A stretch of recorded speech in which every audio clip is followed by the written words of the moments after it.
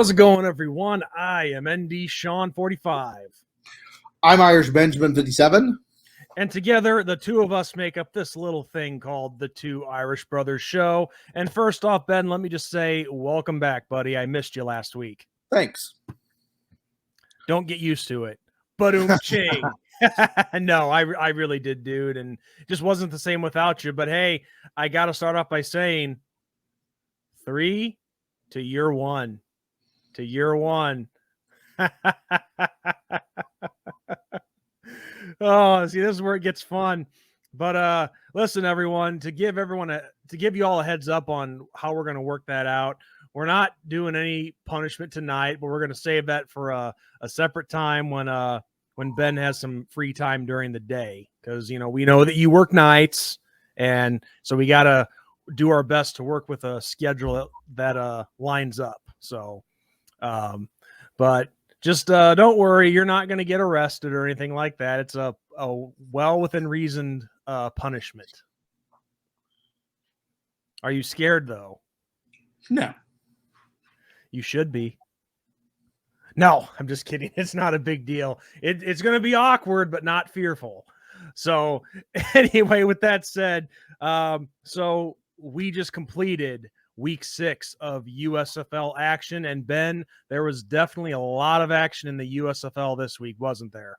Yes, there was.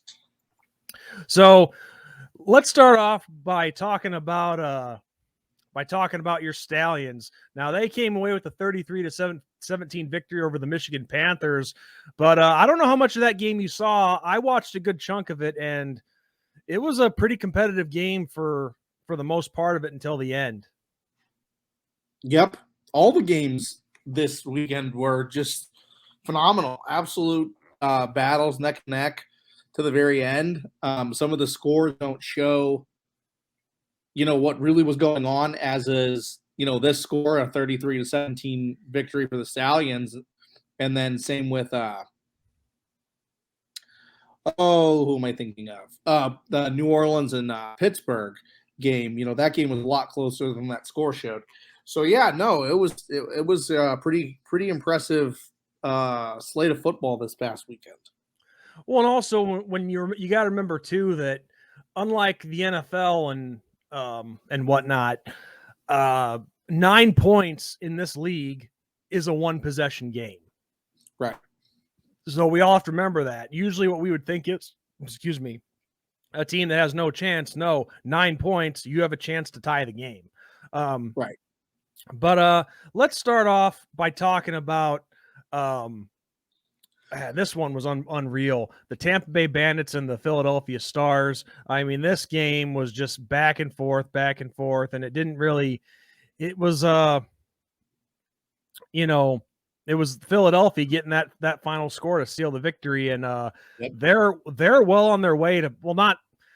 They're still, it's still tight, but I think the Stars are going to get that second. Up. Yes, I think at the very least they're going to get that second spot in the North Division. It's gonna come down to between them and Tampa Bay, and this was definitely the turning point in that race, because now, well, never mind. Tampa Bay plays in the South, but I'm just saying. Shoot, I just screwed that up. I completely forgot Tampa Bay's in the South Division. Duh. No, that where I was going with that is that's who you're thinking of. Yes, New Jersey. I'm sorry, not Tampa Bay, people. I apologize for that. But no, they I think the Stars, looking at the updated division standings here, the Panthers 1-5, the Maulers 1-5, you can pretty much just about write them off. But Yeah. Will Philadelphia get that first place spot in the North Division? I don't know. It's not seeming likely at this point, but they're just about they've just about more or less secured that second spot in the North Division. Now the Bandits. Well, this is where I was going with the Bandits. So the Breakers are now 4-2. Bandits are 3-3. They are a game out from that second spot. That's a race that's going to be interesting. Yeah, I think, yeah, I agree. I totally agree. what's going to be really interesting is the final game of the season for the Stars is against the New Jersey Generals.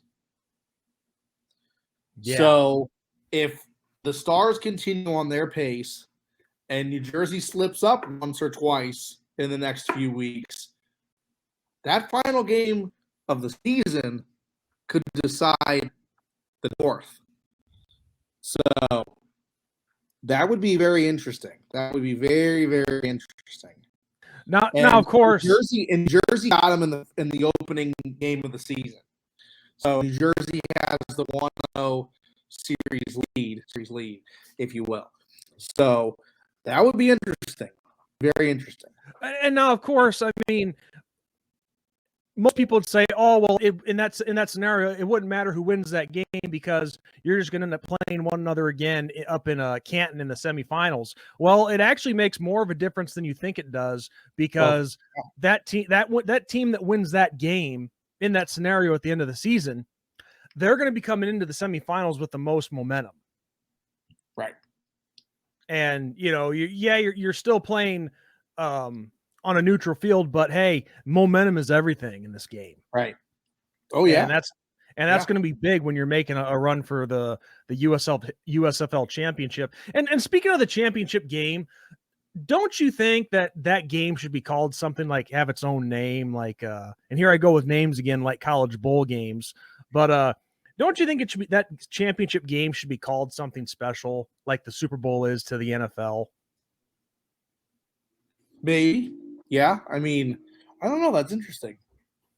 Now here's a couple of names that I thought of, and I'll let you be a judge, and everybody watching, you give me your opinion.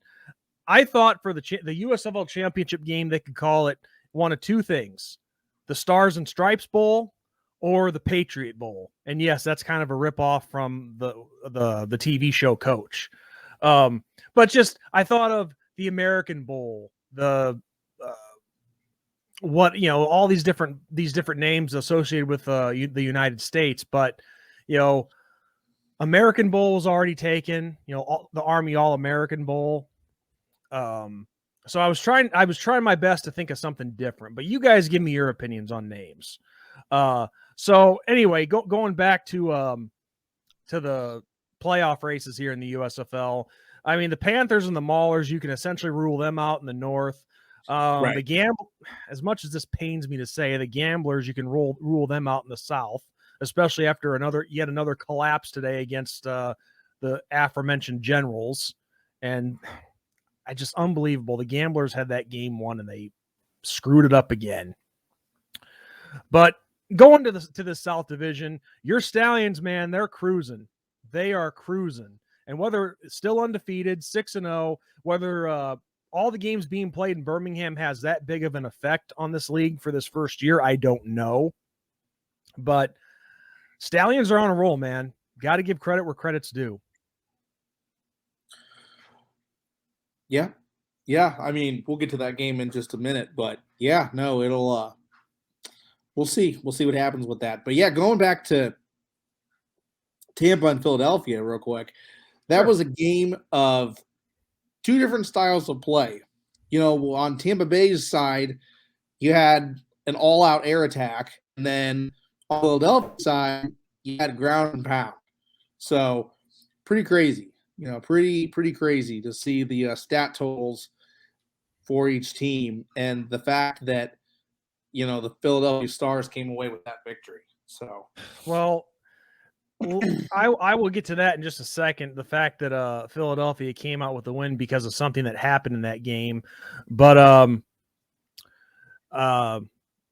looking at the New Orleans Breakers and the Pittsburgh Maulers, Pittsburgh, I mean, they've had a rough go of it, just like the Gamblers have in this inaugural season.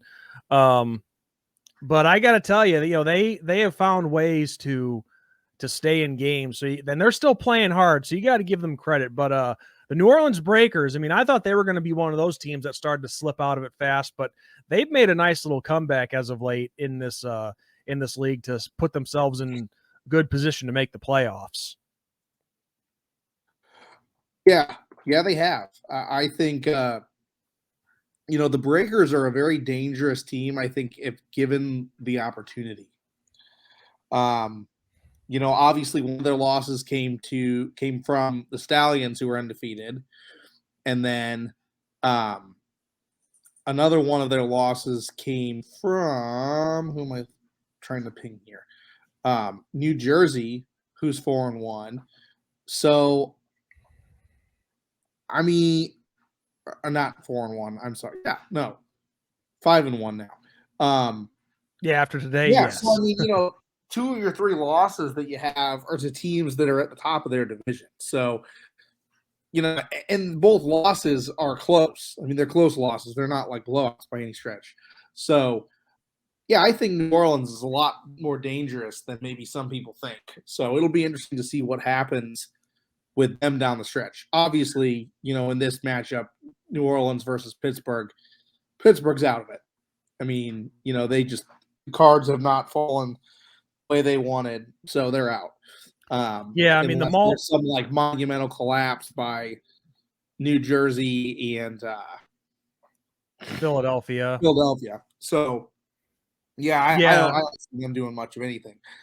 Yeah, they need some God-given miracles. The right. Maulers and the Panthers, they need a lot to happen. The Gamblers, they need a lot to happen. It's just right. We'll just say it's 99% against all those teams right now to get back into the hunt in their respective divisions.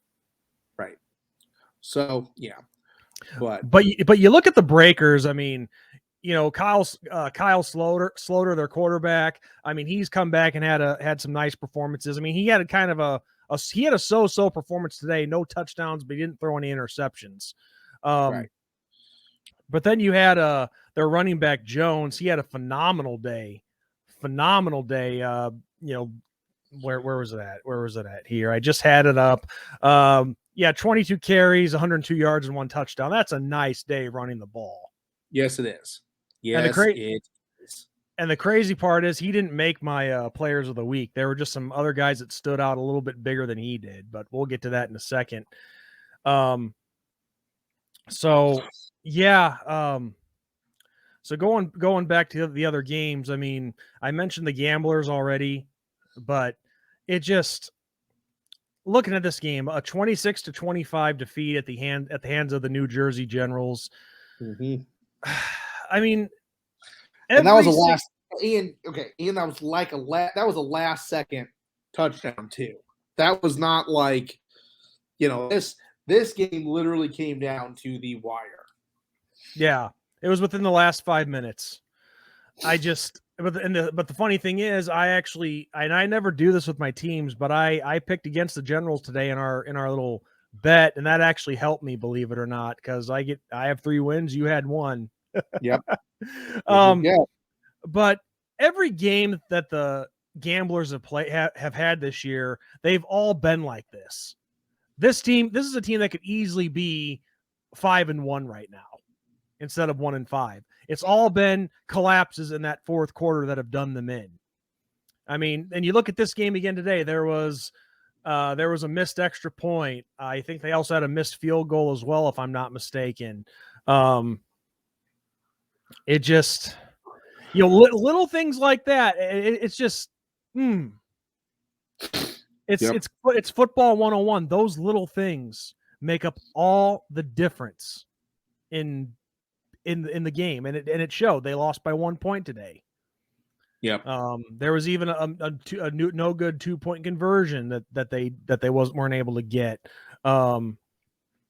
Yes, right here. Nick Vogel missed a 47-yard field goal. It just, I don't know. I really don't know. It's just been nothing but bad luck for Houston, but hopefully that's something they can improve on in the future. But regardless, Ben, this was definitely overall another solid action of USFL football in Week 6. 4 games to go before we hit the USFL playoffs, and this league is so far, I think, looking in great shape to not only finish but to go longer into the future than other leagues that we've seen. Yeah, I think so. I totally think so. And as I've said a million times, the only reason the XFL ended back 2 years ago was because of COVID. It wasn't because that there was no interest or that the league was going bankrupt. It just, you have a pandemic that hits. What else can you do? Yep. So with that said, I will give to you and everyone else, and if you have any, feel free to share, Ben. But these are my players of the week. From the Tampa Bay Bandits, we have quarterback Jordan Ta'amu, our guy from the old St. Louis Battlehawks. He was actually one of my players of the week. This is the insane part that I was going to mention before, but 27 of 40 passing, 333 yards, and 4 touchdowns in a losing effort. How does that happen? Yeah. Unbelievable. Yep. 4 touchdowns. I guess maybe that 1 interception was all the difference. I don't know, but just unbelievable numbers, and you lose the game. That's crazy. Yep. From the Philadelphia Stars, we have running back Matt Colborn II, 18 rushes for 140 yards, 3 touchdowns. That's a good counter to Jordan Ta'amu. Yep. Yep. And then if you want to win the game, you got to counter him. Yes, exactly. From your Birmingham Stallions, running back Bo Scarborough, 16 rushes, 105 yards, 1 touchdown. And let's not forget, Sean, with Bo. This was his debut game.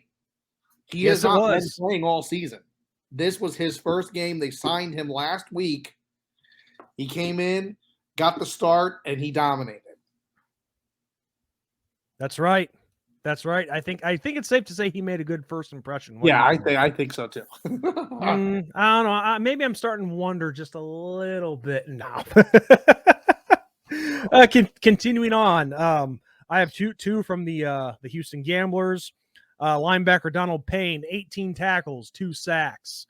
And quarterback Clayton Thorson, 15 to 19, 171 yards, 3 touchdowns in a losing effort.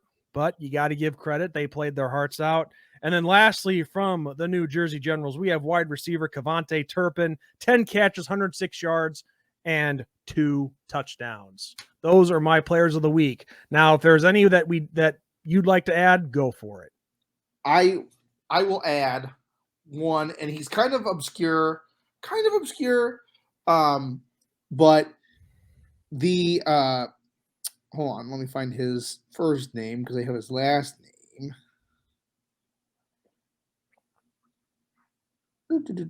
He's for the Generals.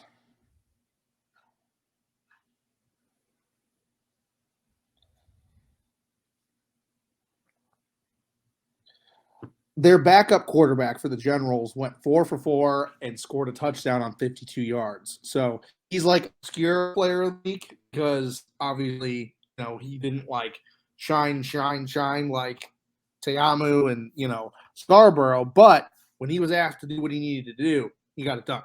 So Johnson is his last name. I can't remember his first name. Was it DeAndre? Maybe that sounds right. But yeah, you did what you got to do. They called you in and you handled your business. So you get player of the week in my mind. So yeah.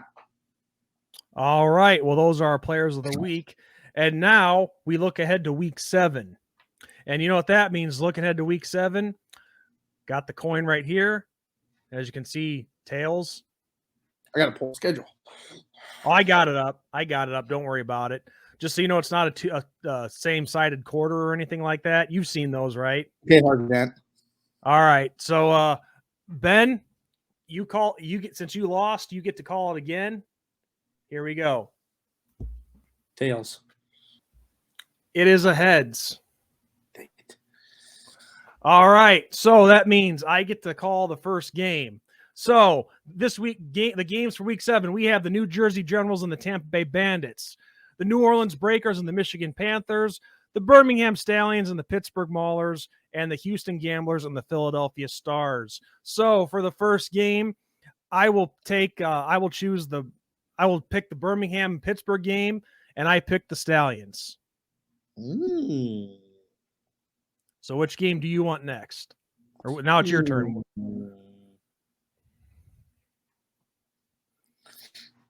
I am going to do the Philadelphia Stars and the Houston Gamblers. All right, who's your pick? And I got the Houston Gamblers winning that one. Oh, going with the upset, huh? Interesting. All right, so back to me again. I will take the New Orleans Breakers and the Michigan Panthers game, and I pick the Breakers. So that leaves you with the Generals and the Bandits.